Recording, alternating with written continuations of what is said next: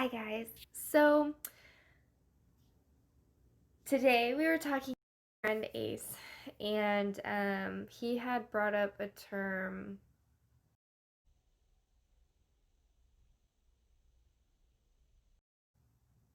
conditional love, and I was just, what? I didn't know what that meant.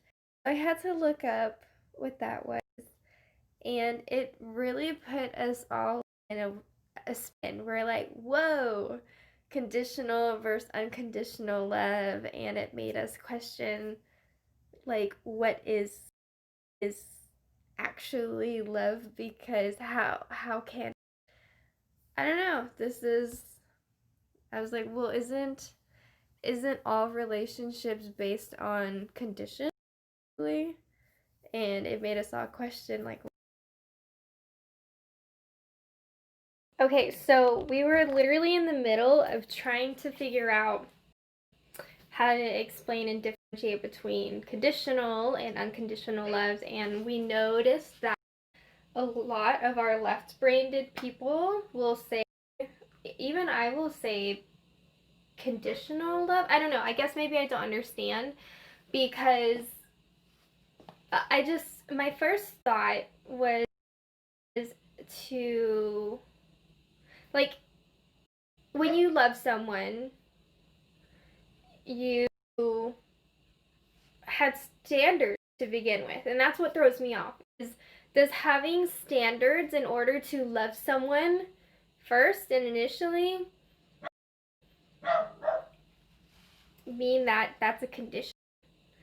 Like, example, I would want to date someone or love someone who can. I am having the hardest time surfacing and taking control. So, um, what I was trying to say is that I'm very traditional in the sense of, she was trying to say that she's very traditional in the sense of, if, I guess because she's like a house mom, she likes to cook, clean, and take care of the house. And therefore, if I'm doing that, I'd want to be with someone who, can, like, take care of themselves on top of us as well. It's I'm doing a poor job at it.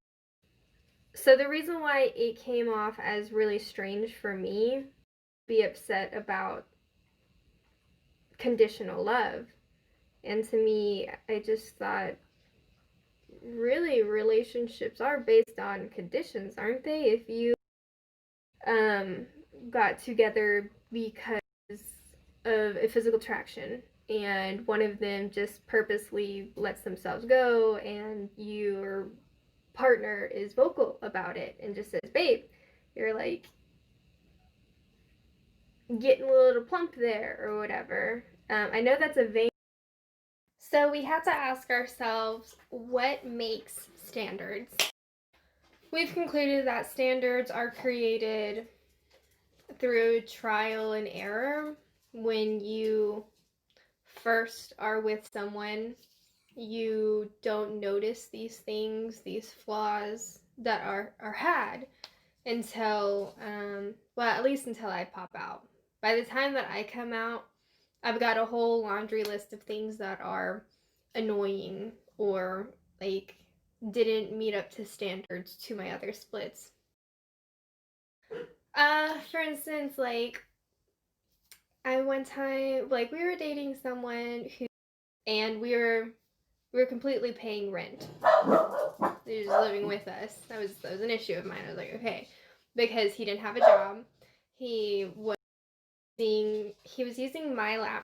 So he was using my laptop while I was at work. I used to work for an office while I was going to school, and that. So one day when I was in school, I used and it was like super slow and buggy, and I could not understand what was going on. Now, this was someone that I was dating, and this was back in Dallas in like 2013, I think. And anyway, it turns out he was not using my laptop to apply at places like he said he was. Instead, he was looking at all these single sites that he had applied to and had like all these like porn pop-up stuff, and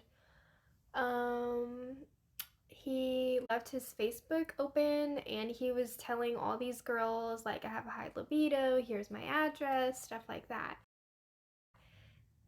And we was very, very sexually pushy. And so there was a time we had to call his sister. I was crying. I was, come save me, because he's locked me in the room, and like it was bad. But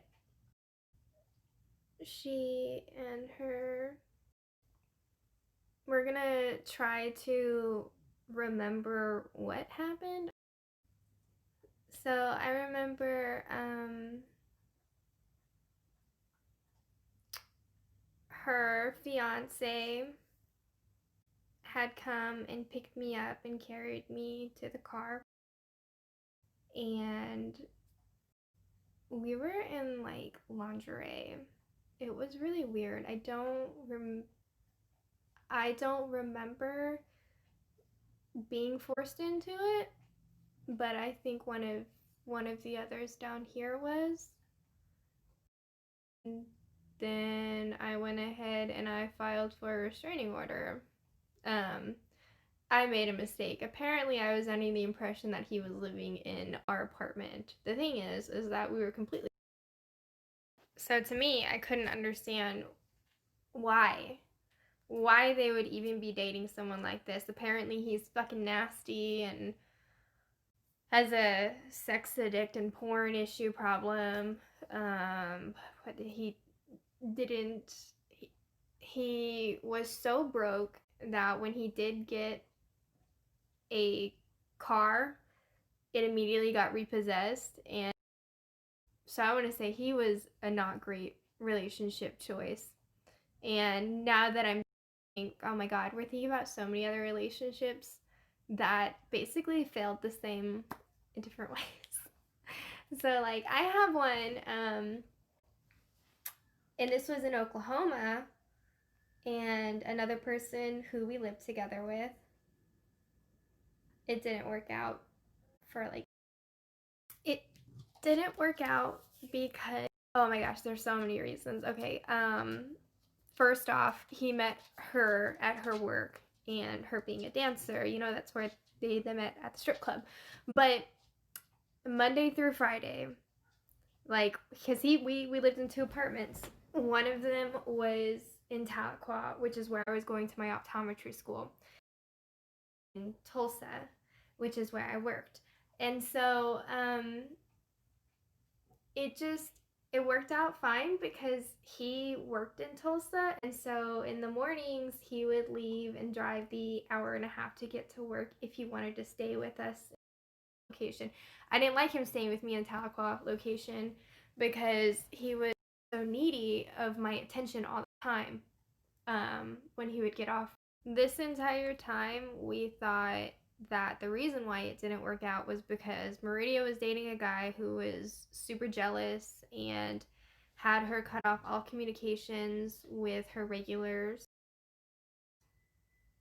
And yeah, it was just really weird. I assumed because he was extremely insecure, that's a standard, is that someone who we're going to be with needs to trust us, needs to like fucking chill, because he would drop me off at work, be the last person 30 minutes before the end of my shift. Like he would always literally be the last person that I'd be dancing with. He had full access to my phone. I'm like, here you go.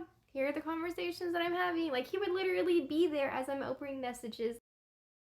As it didn't work for me because when I met his family after almost 2 years of dating, not one of them knew that I was even in school.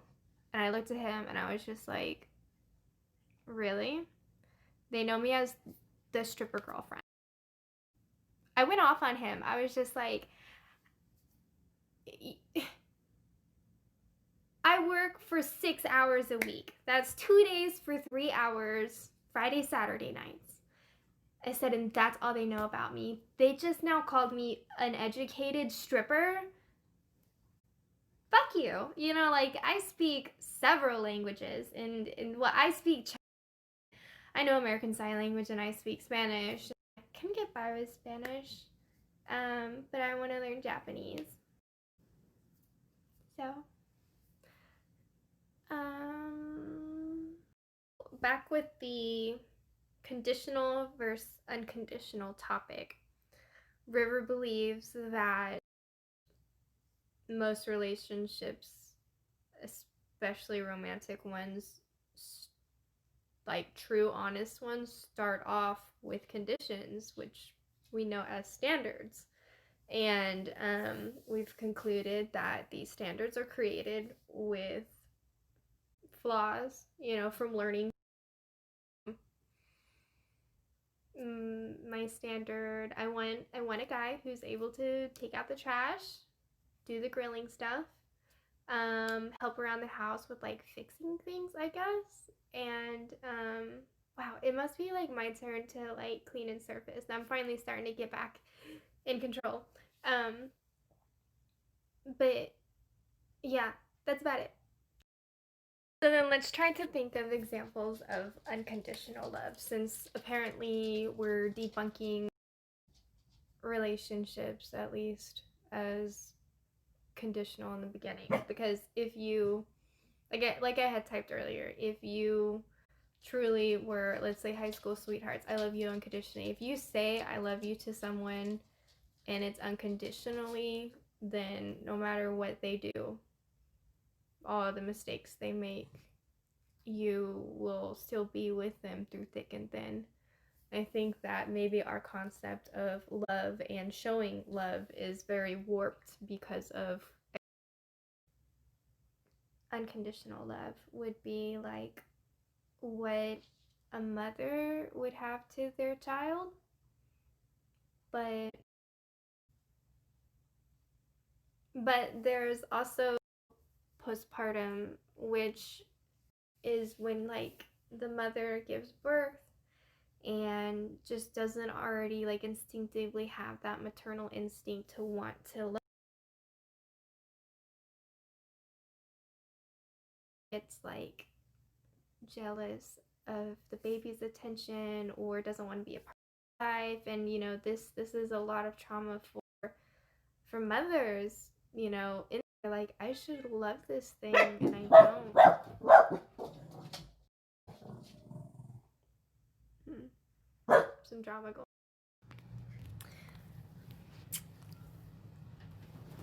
So maybe unconditional love is the tolerance that you have for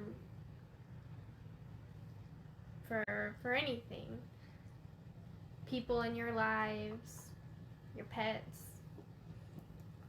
I think that unconditional love, no matter how many mistakes you make, and this could be like, I could be a parent talking to a kid, I will give up on you less, not as fast as everyone else will. And I don't know, I just feel that everything has conditions because there have been parents. We're kind of rushing around right now, getting ready. We're going to head out and we're going to ride the motorcycle, go visit our sister-in-law, our nephew, and it'd be really fun.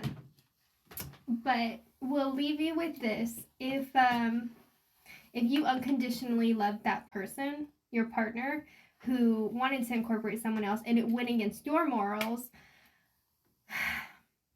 do you accept and go with it to continue to be with the person that you love?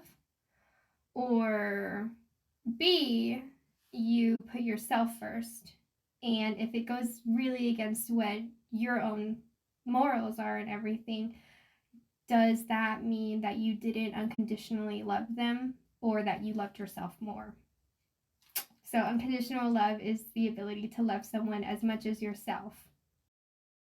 And parents will give up on their own children if they've misbehaved a lot and gone to jail or do a bunch of drugs and overdose, things like that. There are people who will stop and drop you if you are a negative influence on themselves. So whether it be you steal from the people around you or stuff like that, like let's say I'm someone that you think that you unconditionally love, and I steal from you and I lie to you and I do things repeatedly against what you say or what you suggest, and I always get in trouble, and here I am crawling back to you needing help. How long is that going to go on for?